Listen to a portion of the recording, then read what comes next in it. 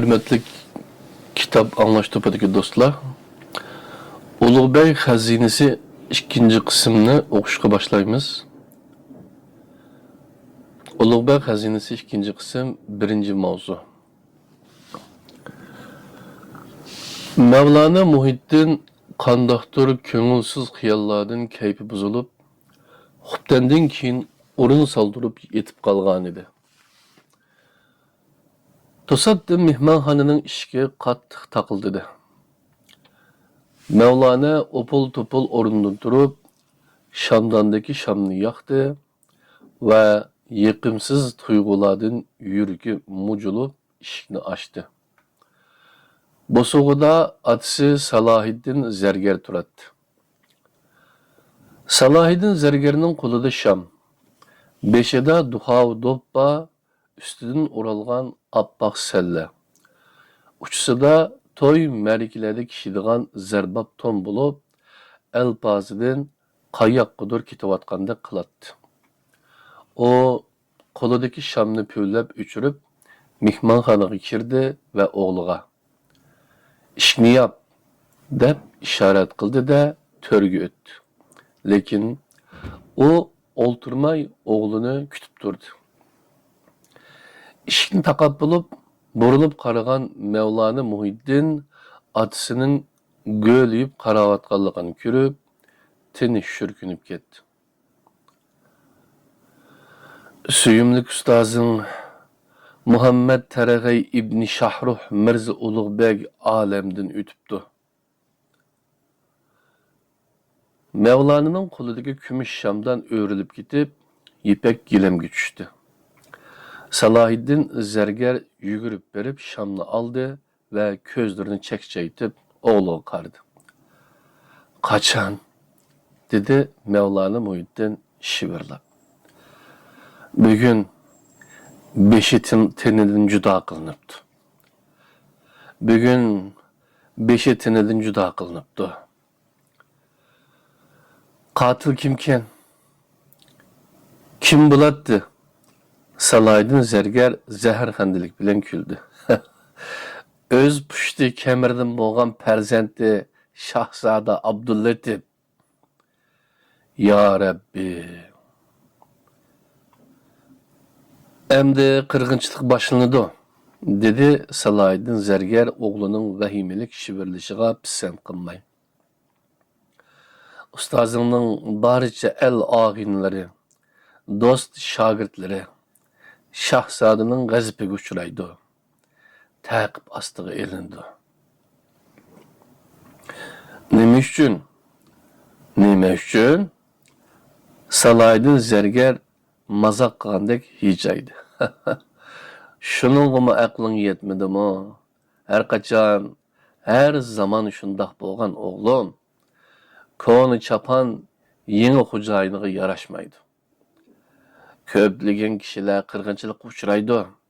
Ko'plagan kishilar rahmatlik Mirza Ulug'bekka o'xshash kallasidan judo bo'ladi." Mevlana Muhiddin qizlarninkidek uzun kirpikli ko'zlarini yumib, lavlarini pichiriltib duo qildi. O o'zini tutib aralla turadi. Agar yanida darg'azab otasi bo'lmagan bo'lsa, hozirla yiqilib tushadi. Salohiddin zargar buni bayqidi bo'lg'ay, sal yumshab. "Haq Taologa shukrki, buni bilgandek, Sheyx Nizomiddin Xomush hazratlariga pirim deb ixlos qilgankenman", dedi. "Sening dahri shohinga ishinib o'ltirib bo'lsak, holimiz nechuk bo'ladiki? Men pirimning huzuriga boraman. Hazratim senimi chaqirtibdi, birga borasan.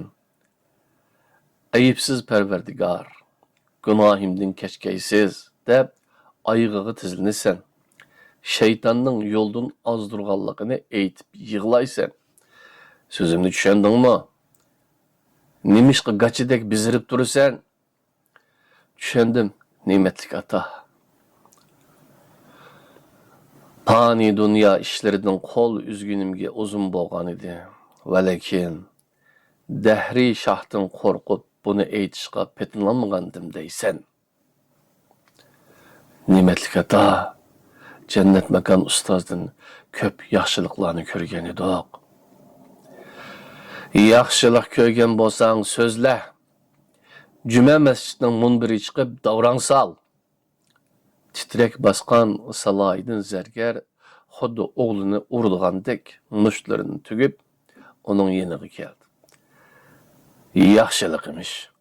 Oladın körgen xorluq isindən çıxıb qaldı mı? Söyümlük oğlu Dozixi Abdülaziz nemi işlerini kılmadı. Allah'dan tilep algan kızın Xurşide, gözümün qarçıqı, gülzarımның ğuncusu nemi oldu? Mevlana Muhyiddin gözünü atısının çoğdak yanğan közlerden kaçırıp, aqırıp ketken levlerini zorga kımirledi. Ustaz Şahzade'nin bu rezil kılmıştırdan habersiz idi, dedi. Habersiz imiş. Salahiddin Zərgər g'alati bir yuzunda pixildab kuldi. Barikallah. Sendek kainat sırlarını biladigan alim munajjimga. Qara qo'saq bir nadonmi sendin yaxshi. Shuni bilib qo'yginki, ögün bir qirg'inchilik boshlansa, hammadan burun sening beshing ketadi. Hamma dahri olimlar arasida birinci bulup senin kallağını kılıç kesidi o. Senin uyunga ot koyuladı. Senin. Salahiddin Zərgər oğlunun muş degen adamdek dəldenişip balğanlıqını görüp birdinle sərgekleşip getdi. Onu koltuğunu yölep deriz aldıdaki kurusuğa oturğuzdu da tekçedeki çeynekten çay koyup koluğa tutquzdu. Mevlana Muhyiddin dişlerini piyalige Qoçur tekküzüp bir işki otlam çay içti. Salahiddin Zərgər oğluğa tikilginice onun peşide birden turgandan keyin bayıqı peylidini yedi. Pokıl oğlum, dedi astı. Men qopalı kıldım. Senin takdirini, ailemizden takdirini oylap bu geplerini kılgan edim. Ailemiz asmına da kar bulutlar əgip yürüdü. Biz emir tömür, Allah Teala ulağı bağı rızvanı mekan qılğay. Emir tömür evladıdan hem yaxşılıq, hem yamanlıq gördük. Velakin Şahzade Abdülatif ustazının şagirdlerini qatli qırğın qılğanda hemmedin burun bizni işaret qılıdığan rəqiblər badır. Balam, sen güdek bala emassan. Bunu düşünüşün gerek oğlum. Mevlana Muhyiddin zuvan çıkmadı. O beşini sangılap qınıca bir noktaga tikilip olturadı. Yalğız Şam'nın qova şoğlusu da onun solğun çırayı murdidek cansız ve qandaqdır qorqunçluq tuyuladı. Salahiddin Zərgər qabaqını türüp "Men pirimning huzuriga ketdim", dedi. "Chaqirsa borasan va bayqi gaplarimni deysan. Bilib qo'yginki, boshqa chora yo'q balam." O öyden asta chiqib ketdi. Atisi chiqib ketishi bilanla Mevlana halsizlanib, to'shakda suzilib yatdi, lekin uxlayolmadi. O gözünü yumuşu bilenla ustazının kılıçtan kaçıp beşini kolları arasına yuşurgan kıyafeti göz aldığı kilovatlattı. Teninin acırap kan aralaş toprakta domalap yatkan kallası hıyaladan çıkmaydı. Onun yürüyü düpüldep orundan turup gitti. Şu tarikeden o tan atqıça üzü bilen üzü elişip çıktı. Şunun üçün mü yoki başqa səbəbdən mü iş qılıb Salahiddin Zərgər deginidək tan səhər bilən Şeyx Nizamiddin Xamuşdin Adəm kelgəndə Mevlana Muhyiddin andın bir az aram tapqandək oldu. Namaz bamdatını oxub olub eski kiygizga urinib, so'zilib yotgan Kalender birisining qattiq no'qiganligini sezib ko'zini ochdi. Qeshida eski kulayini chumkab kiyib bo'ra laqamliq heliqi olg'ay Kalender yejib turadi. Sana nima kerak bo'lib qoldi bo'ra? Altın, dedi bo'ra beshini likildatib. Ammo Şeyh Hazretleriga altın emas, sen kerak ekansan. Xurjun purjunlaringni yig'ishtir, darvish. Astagfirullah. Bo'ri terisiga urinib olgan bu tulki meni yana qandoq falokatga uchratmoqchi? Kalender qarnoqi sovuqdan to'nab ketgan putlarini silab, ovulab o'rnidan turdi. Kechacha chiqqan shamol to'xtagandek bo'ldi. Tamçılab yaqqan yağmurdan keyingi havo salqin ham sap edi. Aqirishga boshlagan tiniq osmonda anda-sanda ko'ringan yulduzlar go'yo sovuqdan to'nglayotgandek harg'in chimildaydi. Necha kundan beri shaharda qora qanotini qaqib, ko'kda uchib yurgan vahima texchala hukm surib o'tadi. Ko'chalar, mahallalar jimjit. Ishik darvozalar quluplangan bo'lib, odamzod ko'rinmaydi. Faqat Mazar-ı Şerif'e baradigan tar ko'chada bir ikki do'kon, qo'ymichi, to'mirchi va tunukichilar ustaxonasi ochilgan bo'lib, to'mir tasaklarning tarang turungi anglanadi. Shayxning muridlari Kalender qarnoqini darvozada kutib olib, Chinar soyasidagi o'choqlarga dash qazonlar esilgan tashqariqi ho'yla orqali odul ichkariga boshladi. Üç tarafi hashamatlik binolar bilan qoplangan ichkariki ho'ylining o'tturisida to'nush marmar ko'lchak bor edi. Ko'lchakning kumush chachratqularidan etilib chiqqan suvlar taktiga guldor xish yotqizilgan eriqlarga quyilib, shildirlab oqmoqda edi. Oldida ketayotgan murt tamlari ko'kuch rangda bo'yalgan dehlizdan o'tib, sol qo'l tarafdagi naqshlik eshikni ochdi va Kalenderga yo'l berdi. Kalender sal to'xtab olib, qaddini rusladi-da salom berib ichkariga kirdi. U kirdi-yu, nima uchundir yuragi jig' qilib, pagada to'xtab qoldi. Pol va tomlari Türkmen gilimlaridek valildab turgan uzunchaq uyning to'rida Shayx Nizamiddin Xamishning sol yonida qat-qat ko'rpalar ustida Xo'ja Salohiddin zargar o'ltiradi. Ustiga zarbab to'n kiyib, beshiga oq salla urib Salohiddin zargar qo'lidagi kichikkina chiniga sharbat quymoqda edi. Kalender qo'l qo'yishtirguncha salom berib kirganda o shaqqida burilib qaradi. Lekin Kalenderni tonimaganlikdanmi yoki tonisimi, tonimas bo'lib olganlikdanmi ish qilib, lam jim demay boshlanishdi-da qo'lidagi naqshlik piyolani shayxga uzatdi. Shayx uning qo'lidan piyolani olib, sharbatni ichgach, "O'ltir, darvish", deb buyruq qildi. Kalender to'liq ehtirom bilan qo'l qovushtirgunicha bosug'ida yukindi. Shayx Nizamiddin Xamush o'skilan qoshlarini bir-biriga tutashtirib, uningga yer ostidan tikilib o'ltiradi. "Xo'sh, ol kupparlar dargohidan nima xabarlar bor?" deb boqchi darvish. "Asoyishliq pirim. Xo'sh, Emir Tümürning ul dargohga ko'milgan tillalaridan xabar topdingmi?" "Qasam ichamanki, tilladan xabarim yo'qdir, pirim." "Beshingni ko'tar, darvish. Ko'zimga qarab so'zla." Kalender beshini ko'tarib, shayxning cho'g'dak yenib turgan ko'zlariga tik boqdi. Billahi azim pirim. Peker aciz bende.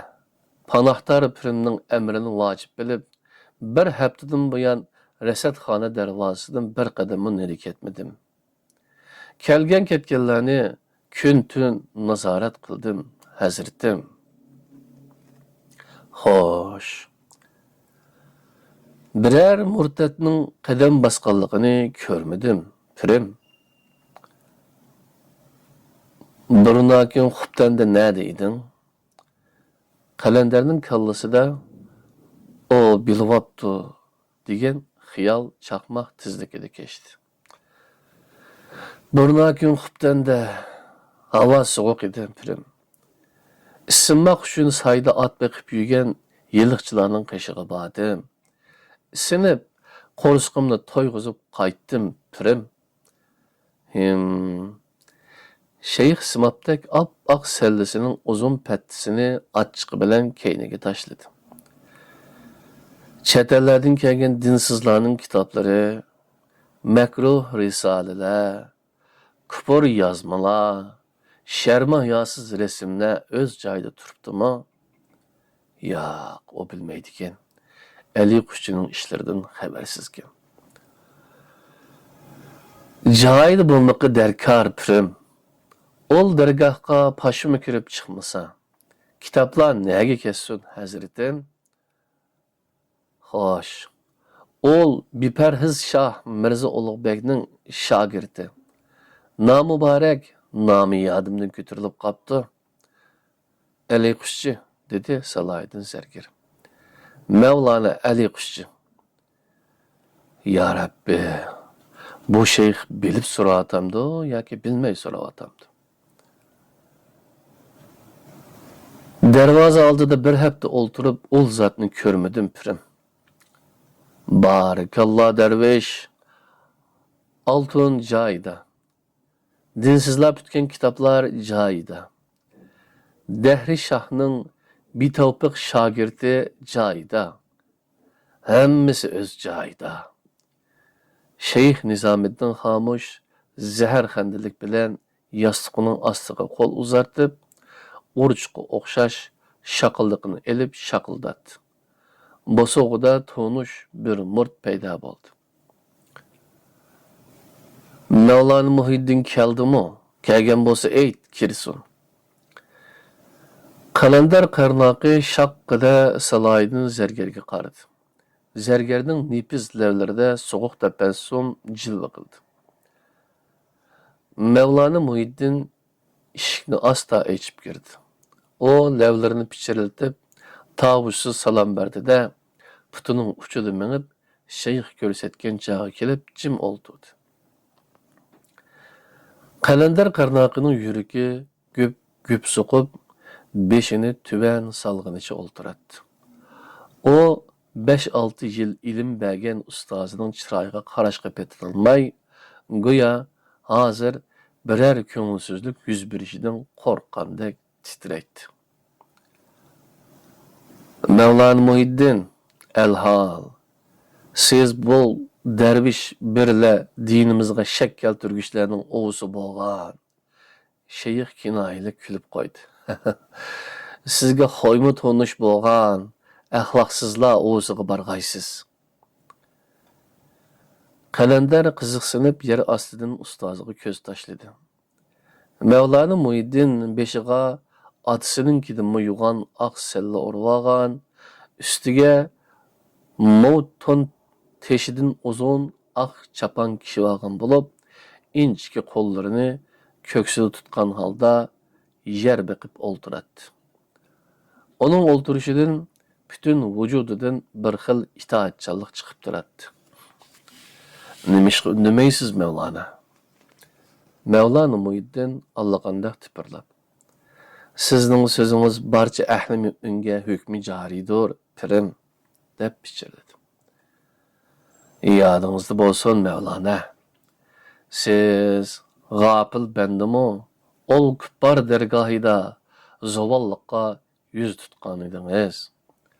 Velakin el memuru mazurin. Siz Ol Yavuz Şah hizmetide idiniz. Elhamdülillah. Bol savaplık işler birle günahınızdan yuğaysız. El-Qissa. Ol bitavpiqlar dergahıga yığılgan dinsizler kitaplarının biresimi yo'qolmaslığı gerek. Çünkü dini İslam'a zid ruhda pütülgen barcha kitaplar, barcha qo'l yozmalar ve barcha kupuran resimler o'tda ko'ymaki lozim. Siz bu kitaplarni bilasiz, Mevlana. Bas, bunu derviş birli berip ko'rib kelgaysiz. Ol kitaplar öz joyida turibdimi yoki Yavuz Şah'ның imansız şagirdleri tarafidan yushirildi? Kalamim ayan mı Mevlana? Mevlana Muhiddin lavlarini bilinere bilinmez kımarlatıp ayan pirim dedi. Kabine yeni bir sırdan vakıptır dedi Şeyh Nizamiddin. Murtad Şah Mirza Ulug'bek ul G'olib Muzaffer Pakiz ro'yi cennet gülşanda xushal bo'lg'ay. Amir Temurning javohiratini şol dergahga yushirib, onu diyanetsiz şagirdi Ali Qushchining qo'liga topshirgandir. Birodarimiz Ali Qushchiga ayting. Birodarimiz degan so'zni qilganda Şeyh Hazretleri Salahiddin Zargarga qarab yana bir kulimsirab qo'ydi. Cahillik qilmasin. Dahrilik yo'lini terk etib istig'for aylasin. Chunki o'zini as-salatin zillallohu fil arz atab ve Allah'ın kudretiga shak keltirib, dahrilikka yuz tutgan ol shohi sharirning taqdiri ne bo'lar? Uqdingizmi, balam? Uqdim, pirim. Ali Qushchiga yetkizing. Cennet makan Amir Temurning boyligini yushirmak gunohi azimdir. Yani şunumu yetkizimki bu sirdan Vali Ahdi Şahzadımı haberdar.